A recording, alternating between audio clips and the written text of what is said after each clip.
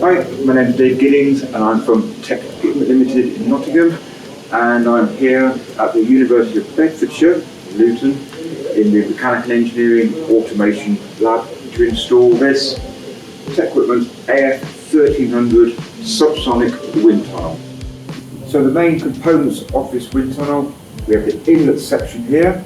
Air is drawn in through this shaped profile into a working section where all the models are fitted, either TecQuipment models or the university can fit their own models.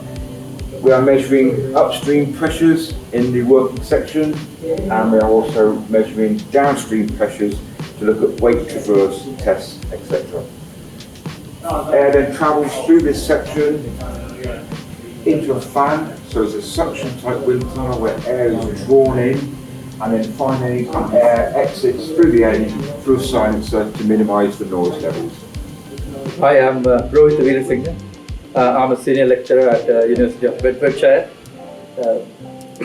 So we are teaching mechanical engineering, automotive engineering in this laboratory, and we will be using this wind tunnel which we have acquired from TecQuipment Limited for undergraduate teaching and research, as well as postgraduate teaching.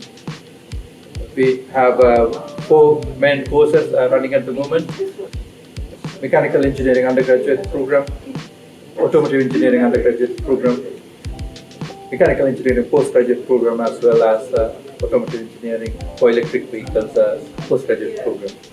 And our colleagues will be using this for research as well, mainly for aerodynamics.